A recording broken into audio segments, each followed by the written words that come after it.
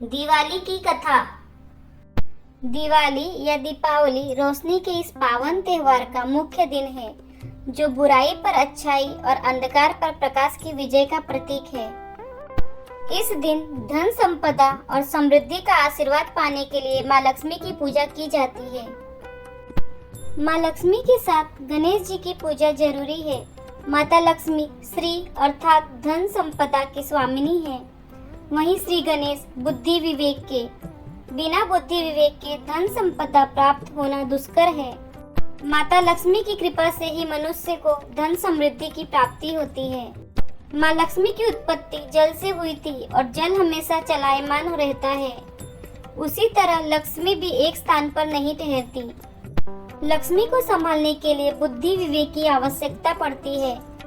बिना बुद्धि विवेक के लक्ष्मी को संभाल पाना मुश्किल है।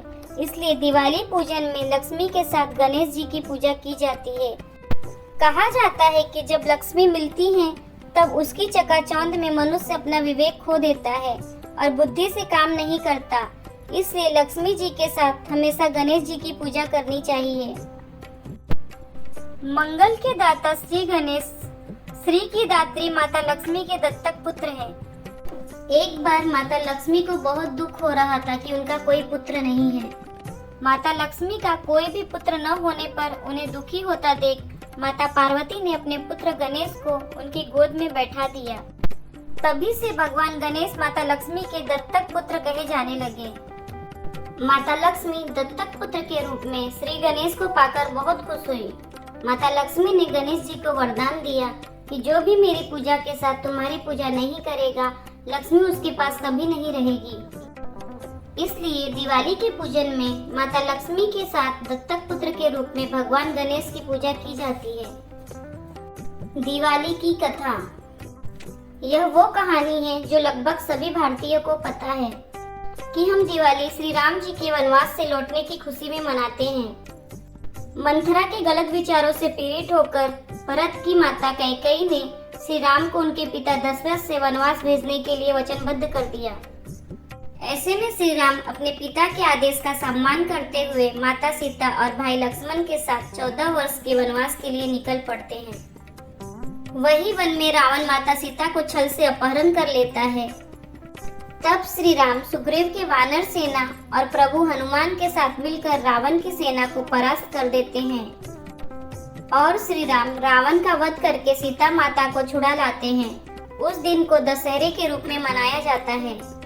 और जब श्री राम अपने घर अयोध्या लौटते हैं, तो पूरे राज्य के लोग उनके आने की खुशी में रात्रि के समय दीप जलाते हैं और खुशियां मनाते हैं।